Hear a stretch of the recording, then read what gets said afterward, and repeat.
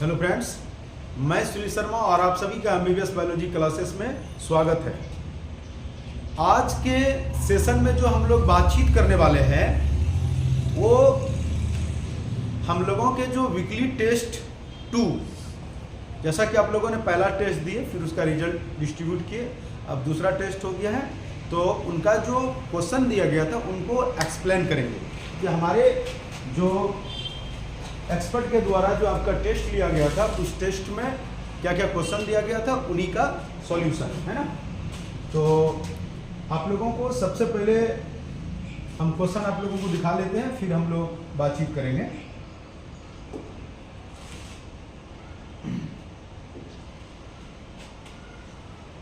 देखिए, हम लोगों का जो क्वेश्चन है वो ये है,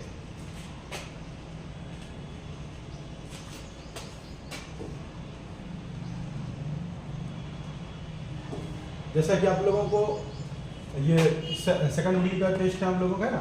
तो आपको टोटल कितना मार्क्स के थे? 20 मार्क्स पास रखे हुए हैं आप लोगों का। 10 मार्क्स 1 तारीख को आप लोगों का टेस्ट हुआ था फरवरी में। इसमें टाइम दिया गया था 30 मिनट। इसमें जो सवाल दिया गया एक करके हम लोग इसको सॉल्व करेंगे।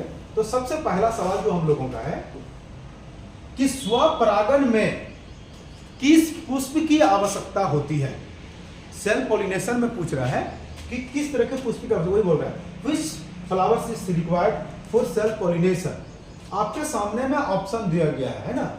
पहला एकलिंगी जिसे हम लोग कहते हैं यूनिसेक्सुअल, बी नंबर में द्विलिंगी जिसे बाइसेक्सुअल कहते हैं, और सी नंबर में ऑप्शन दिया बोथ, और D number none of these, इनमें से कोई नहीं। आपको याद दिला दी, यहाँ पर जो बोथ दिया गया है आपको फंसाने के लिए केवल दिया गया है। अब याद कीजिए आप लोगों को क्या बताए थे। स्वपरागन के लिए याद रखिएगा हमेशा द्विलिंगी पुष्प की आवश्यकता होती है, बाइसेक्सुअल फ्लावर की आवश्यकता होती है। क्यों? तो आप यहां पर देखिए कि स्वपरागन के लिए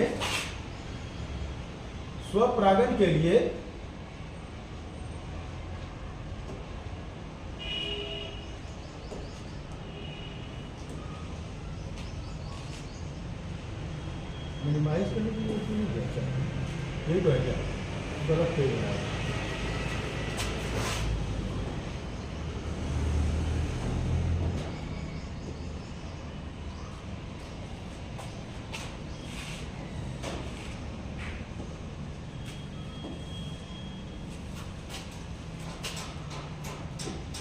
देखिए,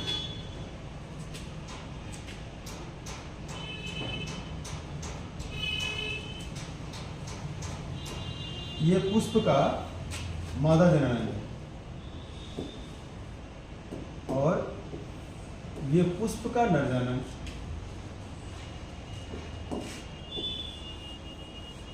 और ये हो गया कोरोना। ध्यान दीजिएगा, ये पूरे पार्ट को हम लोग क्या कहते हैं? ये पूरे पार्ट को, इसी को हम लोग कार्पेल या पिस्टिल कहते हैं ना, जिसे हम लोग स्त्री केसर कहते हैं।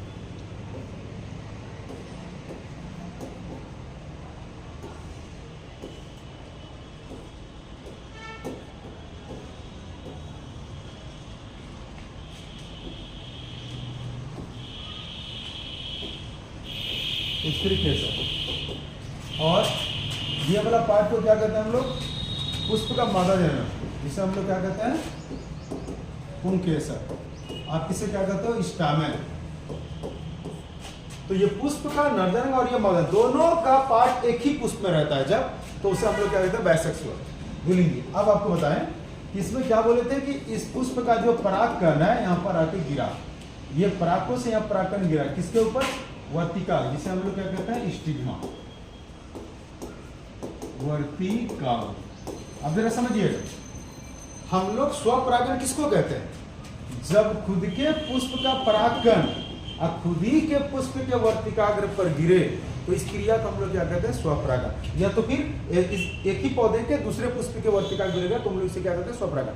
अब ध्यान दे रही हो, यहाँ बात क्या है कि स्वपरागन में खुद का ही पुष्प चाहिए, अपना ही पुष्प चाहिए, है ना। इसीलिए यहाँ पर होगा कि स्वपरागन के लिए किस तरह के पुष्प की आवश्यकता होगा, तो हम लोग क्या बोलेंगे इसको? तो बोलेंगे स्वपरागन के लिए हम लोगों को जो पुष्प चाहिए वो द्विलिंगी पुष्प चाहिए। कौन सा पुष्प? द्विलिंगी।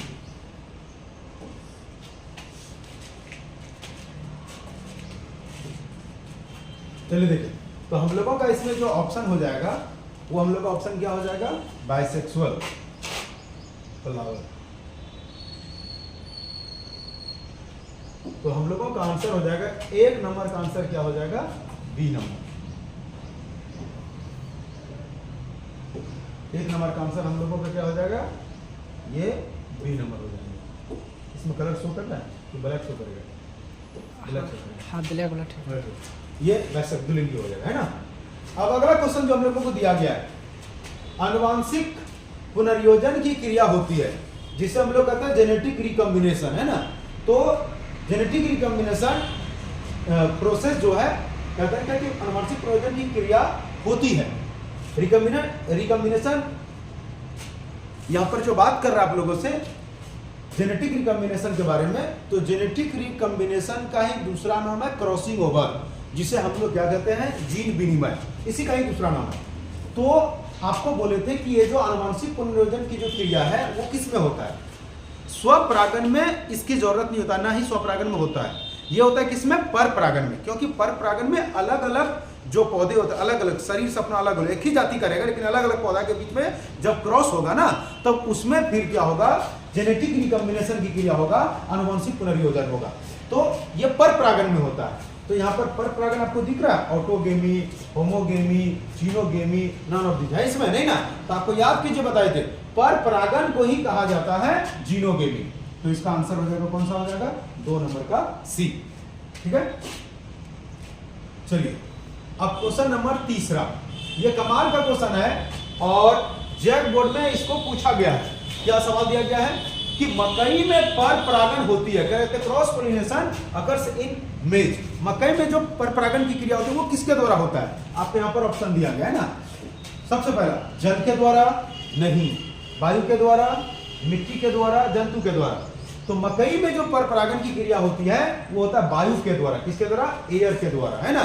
याद कीजिए, आप लोगों को बताए थे कि वायु के द्वारा जो परागन होता है, आप लोगों को ये चीजें ध्यान में रखना चाहिए कि आप लोगों को क्या बोले थे।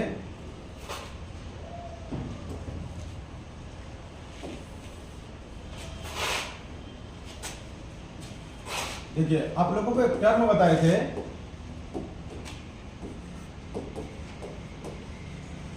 एनिमोफिली।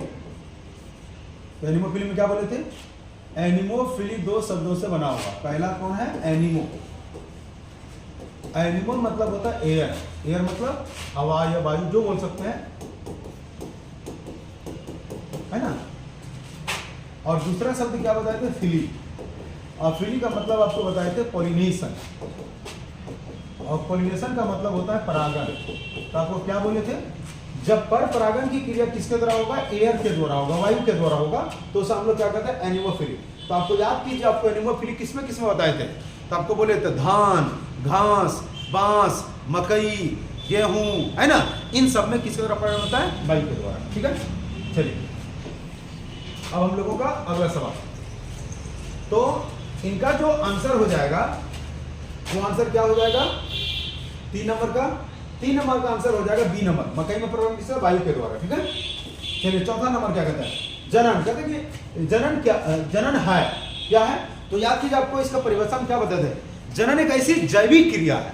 जनन क्या है? जैविक क्रिया है। इसमें जीव अपनी तरह संतान उत्पन्न करते हैं ना। तो जनन एक जैविक क्रिया है। तो यहाँ लिखा है रासायनिक, जैविक, भौतिक, इनमें कोई नहीं, क्या मानेंगे? तो जैविक। तो 4 नंबर का आंसर क्या हो जाएगा? बी, कि जनन क्या है? जैविक, बायोलॉजिकल प्रोसेस है। ठीक है, अब चलिए क्वेश्चन नंबर 5। कहते हैं कि जिस पुष्प में पुमांग एवं जयंग दोनों उपस्थित रहता है उसे क्या कहते हैं? देखिए, अभी तुरंत आपके बोर्ड में अभी तुरंत आप लोगों से डिस्कस किए। देखिए, अभी आपसे डिस्कस किए, ये आपको फ्लावर दिख रहा है, तो इसमें दिख रहा है आप पुष्प का ये मेल रिप्रोडक्टिव पार्ट यानी पुंकेसर, और इधर कौन है? स्त्री केसर। इधर से तो 2 पार्ट इस एक ही पुष्प में जब रहे, मतलब ये स्त्री केसर को ही हम लोग जयंग भी कहते हैं। जयंग मतलब गायनेसियम। जयंग मतलब क्या हुआ? गायनेसियम।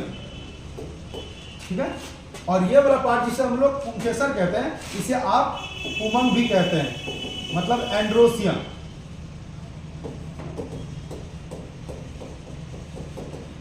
इसी को हम लोग एंड्रोसियम कहते हैं, और ये जिसे हम लोग गैनिसियम कहते हैं। समझ रहे क्या बोल रहे हैं? तो देखिए, जब दोनों एक ही पुष्प रहे तो उसे हम लोग क्या कहते हैं? द्विलिंगी पुष्प कहते हैं। ठीक है, आइए देखिए इसमें ऑप्शन देख लेते हैं। तो इसके जो ऑप्शन है 5 नंबर के, तो 5 नंबर का जो आंसर हो जाएगा वो हो जाएगा द्विलिंगी बी नंबर। तो 5 का आंसर हो जाएगा बी नंबर। ठीक है, आइए अब आप लोगों का इसमें डिफिनेशन दिया गया है एक एक मार्क्स करके इस सब के बारे में बताने के लिए, है ना।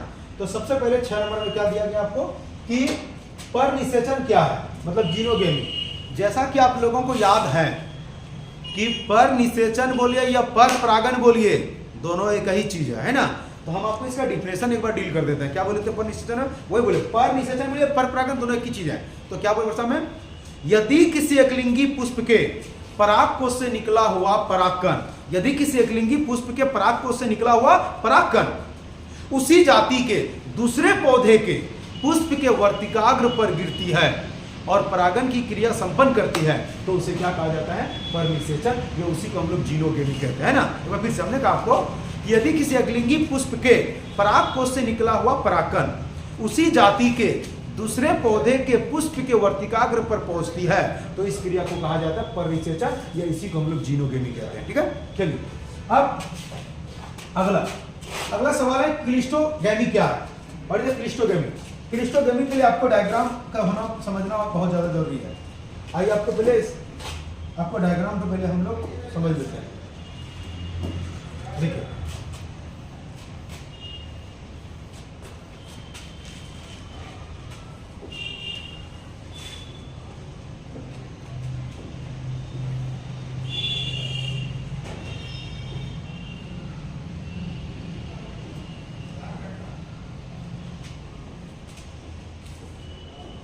ये पत्तियां हैं,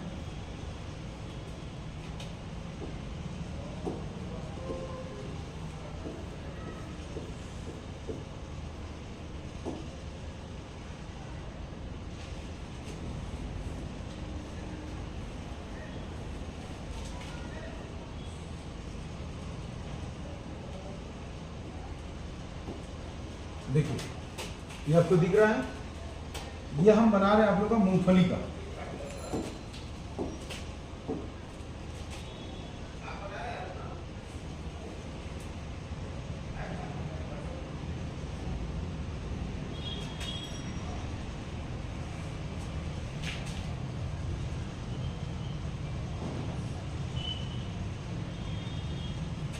देखिए आपको दिख रहा है। अब इनमें समझने वाली बात क्या है, देखिए आप यहाँ पर एक फ्लावर दिख रहे हो ऊपर में, और ये जो नीचे आपको दिख रहा है ना, ये बहुत कम लोगों को मालूम होगा कि ये जो मूंगफली के पौधे होते हैं, मूंगफली के अलावा और भी कई पौधे हैं जैसे बायोला, कोमेलिना, ऑक्जेलिस, इस तरह में 2 तरह के पुष्प होते हैं। एक पुष्प जो भूमि के बाहर होता है, ये जो ऊपर में देख रहे हैं, इसे कहा जाता है कैस्मोगेमस फ्लावर। इसी को हम लोग कहते हैं कैस्मोगेमस पुष्प। और ये जो नीचे में आप देख रहे हैं ना, जिस फूल से फिर मूंगफली बनेंगे, इसे कहते हैं क्लिस्टोगेमस।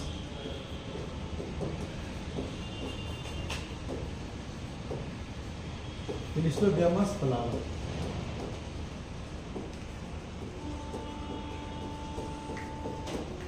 क्लिस्टोगेमस पुष्प। ठीक है, अब देखिए अगर आपसे पूछ दे कोई कैस्मोगेमस पुष्प क्या, आप बोल सकते हैं ऐसी पुष्प जो भूमि के बाहर रहती है, जो सामान्य पुष्पों के जिस तरह गुलाब, धतूरा है ना, ये सब जिस तरह से खिलती है, ठीक उसी प्रकार ये कैस्मोगेमस पुष्प भी रहता है। वो हमने कहा कि ऐसी पुष्प जो भूमि के बाहर रहता है, जो सामान्य पुष्पों की तरह ये भी खिलती है, उसे क्या कहते हैं? बोले कैस्मोगेमस फ्लावर। और एक पुष्प जो होता है जिसे क्लिस्टोगेमस पुष्प कहते हैं, ऐसी पुष्प जो भूमि के अंदर पाई जाती है, जो हमेशा बंद रहता है, कभी नहीं खिलती, जो हमेशा बंद रहता है, उस पुष्प को कहा जाता है क्लिस्टोगेमस फ्लावर कहते हैं। उसी को क्लिस्टोगेमस पुष्प कहते हैं। तो आपसे पूछा गया था क्लिस्टोगेमी क्या है, ये पूछा गया था ना, क्लिस्टोगेमी। तो आप क्लिस्टोगेमी में क्या बोलेंगे, इस तरह से, ऐसी पुष्प, ऐसी दुलिंगी बोलिएगा, ऐसी दुलिंगी पुष्प जो भूमि के अंदर पाई जाती है, ऐसी दुलिंगी पुष्प जो भूमि के अंदर पाई जाती है, जो हमेशा बंद रहते हैं, ऐसे पुष्प को कहा जाता है क्लिस्टोगेमस पुष्प। और इस पुष्प में होने वाली स्वपरागण की क्रिया को, इस पुष्प में होने वाली स्वपरागण की क्रिया को कहा जाता है क्लिस्टोगेमी। क्या कहते हैं उससे, बोले उस क्लिस्टोगेमी। इसके बारे में ये नहीं, यहां पर हमने कहा आपको क्या, कि आपसे एक बार रिपीट फिर से करते हैं, हमने कहा आपको क्या कि क्लिस्टोगेमी क्या है। तो बोले क्या, ऐसी दुलिंगी पुष्प जो हमेशा बंद रहता है, मतलब मिट्टी के अंदर, बोले ऐसी दुलिंगी पुष्प जो भूमि के अंदर पाई जाती है, जो हमेशा बंद रहते हैं, ऐसे पुष्प को कहा जाता है क्लिस्टोगेमस फ्लावर। जिसे क्या कहते हैं हम लोग, क्लिस्टोगेमस फ्लावर कहते हैं, उसे क्लिस्टोगेमस फ्लावर कहते हैं ना। और इस क्लिस्टोगेमस फ्लावर में होने वाली स्वपरागण की क्रिया को, इस क्लिस्टोगेमस फ्लावर में होने वाली स्वपरागण की क्रिया को क्या कहते हैं, क्लिस्टोगेमी कहते हैं। हो गया, ये किस में मिलेगा, मूंगफली में, बायोला में, कोमेलिना में, ऑक्जेलिस में, ठीक है। आइए अब अगला क्वेश्चन, जो अब अगला सवाल हम लोगों का दिया गया है, क्या है, क्वेश्चन नंबर 8 नंबर, स्वयुग्मन कहते व्हाट इज ऑटोगेमी। अब यहां पर फिर आपको समझना होगा, आपको पढ़ाए थे स्वपरागण, तो स्वपरागण को फिर दो भाग में बांटा गया है ना, एक आपको बांटा गया ऑटोगेमी और दूसरा जिटेनोगेमी। तो ऑटोगेमी में क्या होता है, ऑटोगेमी में यहां देखिए ये फ्लावर बना हुआ, ऑटोगेमी में जब खुद का ही परागकण, जब खुद का ही परागकण खुद के पुष्प के वर्तिकाग्र पर गिरता है, ये परागकोश है, परागकोश, यहां से परागकण निकला और खुद के पुष्प के वर्तिकाग्र पर गिरे, तो इस क्रिया को कहते हैं ऑटोगेमी। तो आप इससे प्रश्न क्या बोलोगे, इस तरह से, यदि किसी दुलिंगी पुष्प के परागकोश से निकला हुआ परागकण उसी पुष्प के वर्तिकाग्र पर पहुंचती है, उसी पुष्प के स्टिग्मा पर पहुंचती है, तो उसे क्या कहते हैं, उसी को हम लोग कहते हैं ऑटोगेमी, या उसी को कहते हैं सयुग्मन। चलिए, तो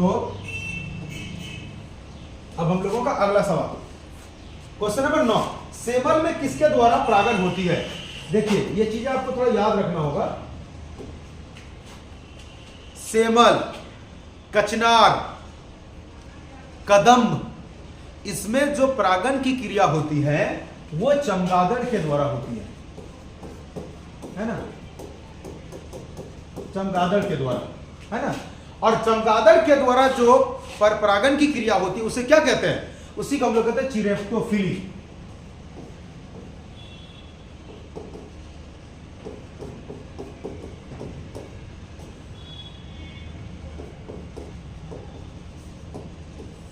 उसी को हम लोग क्या कहते हैं, चिरोप्टेरोफिली। अब ये किसके द्वारा होता है, चमगादड़ के द्वारा। तो चमगादड़ के द्वारा सेमल में, चमगादड़ के द्वारा किसमें, कदम में, चमगादड़ के किसमें, कचनार में, इसमें।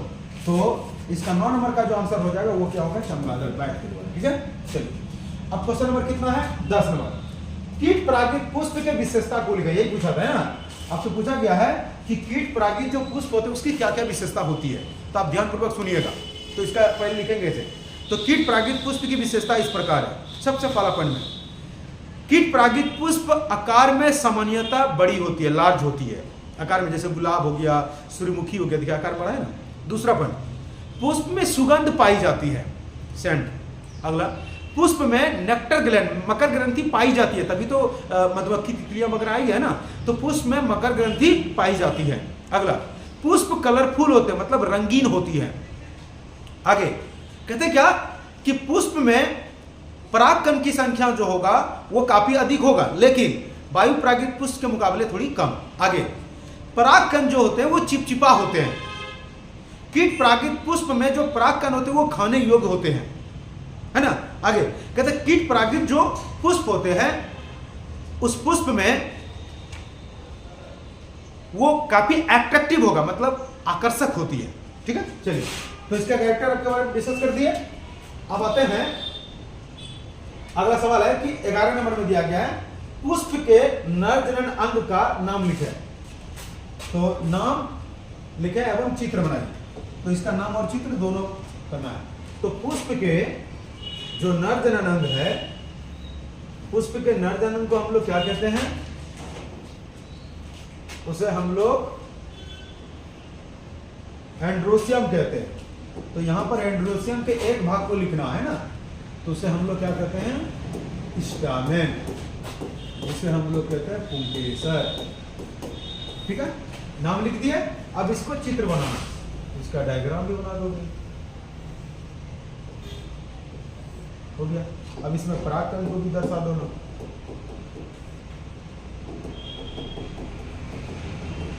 है ना। अब इसका नाम लिखना होगा। इसका नाम क्या है? एंथर, मतलब परागकोश। और इसमें जो छोटा छोटा कण है उसको क्या कहते हैं? परागकण लिख देना है। पोलन ग्रैन, परागकण। और ये जो नीचे दिख रहा है ये वाला पार्ट, इसे हम लोग क्या कहते हैं? फिलामेंट। इसे हम लोग क्या कहते हैं? तंतु। और इसे बेस्ट लिखना है तो बीच में देखिए ये आपस में जुड़ा हुआ है ना, आप इसे कह सकते हैं कनेक्टिव, जिसे हम लोग क्या कहते हैं? योजक। ठीक है, तो ये जो डायग्राम हो गया वो किसका हो गया? स्टामेन का। तो अगर और बेस्ट करना है नीचे लिख दीजिए स्टामेन। ठीक है, चलिए अब अगला जो क्वेश्चन है वो क्या है? अब क्वेश्चन नंबर में जो 12 में दिया गया है कि पर परागण के प्रकार का वर्णन करने। तो पर परागण के प्रकार, तो आपको बताए थे कि पर परागण के जो है ना, इनके टोटल प्रकार को लिखना होगा। तो पर परागण में नॉर्मली ऐसे आपको बुक में आपको मिलेगा 4 प्रकार, लेकिन उसमें जो जूफिली है उसके और भी टाइप है। मतलब टोटल आपको हम पढ़ाए हैं 8 प्रकार के, तो 8 को आपको लिखना है ना। तो 8 प्रकार के कौन कौन है? तो हम 8 को लिख के उसको डिफाइन कर देते हैं। देखिए 8 क्या क्या था। सबसे पहले 1 नंबर में एनिमोफिली। एनिमोफिली, आप इसे वायु परागण भी कह सकते हो। वायु परागण, तो नाम में ही तो सब चीज है। तो क्या बोले थे? जब पर परागण की क्रिया वायु के द्वारा होती है ना, उसे हम लोग क्या कहते हैं? एनिमोफिली कहते हैं। हो गया। और इसका एग्जांपल देना तो आपको जैसे बोले धान, घास, बांस, मकई, ये सब। दूसरा एंटमोफिली। एंटमोफिली,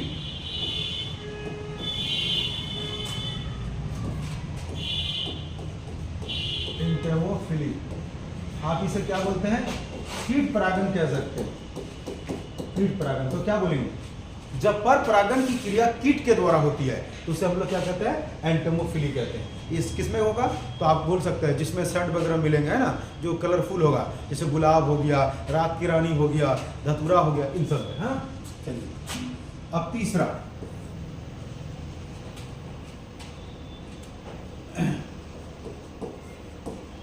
हाइड्रोफिली। हाइड्रोफिली, हाइड्रोफिली को हम लोग क्या बोलते हैं? जल परागण। तो क्या बोलेंगे?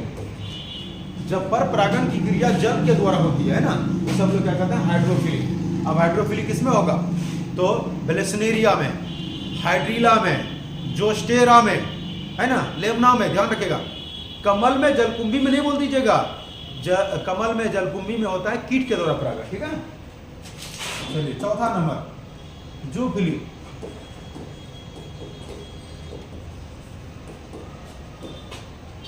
जूफिली, जूफिली में क्या बोलेंगे? जूफिली को हम लोग कहते हैं जंतु परागण। जंतु परागण, तो इसमें आप क्या बोलिएगा? जब पर परागण की क्रिया जंतु के द्वारा होती है, जब पर परागण की क्रिया जंतु के द्वारा होती है तो उसे हम लोग क्या कहते हैं? जूफिली। अब ये जंतु के द्वारा परागण, इसमें कई टाइप है, इसका उसी का टाइप आगे हम लोग पढ़ेंगे, तो आप ध्यान में रखिएगा। जैसे रेफ्लेसिया, ये दुनिया का सबसे बड़ा पुष्प रेफ्लेसिया, और इसमें जो परागण होती है स्थल का सबसे बड़ा जानवर, जिसे आप लोग हाथी कहते हो, हाथी के द्वारा इसमें परागण होता है रेफ्लेसिया में।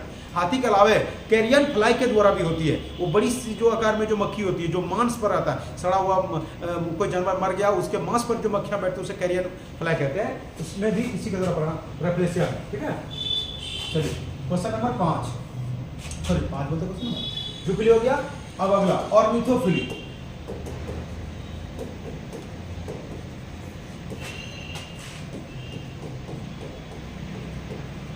ऑर्निथोफिली, ऑर्निथोफिली को कहते हैं कीट पर, सॉरी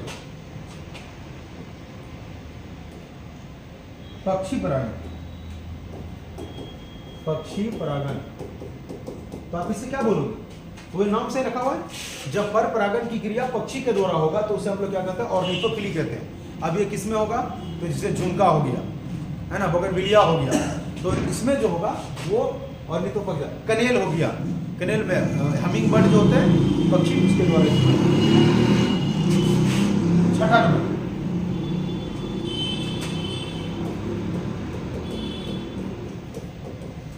चिरोप्टेरोफिली।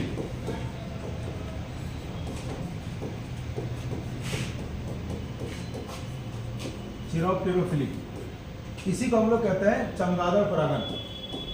चमगादड़ परागण क्या बोलेंगे, जब पर परागण की क्रिया चमगादड़ के द्वारा होती है तो उसे हम लोग क्या कहते हैं, चिरोप्टेरोफिली।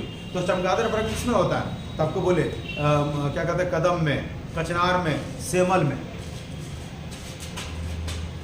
सातवां नंबर मलेकोफिली। मलेकोफिली,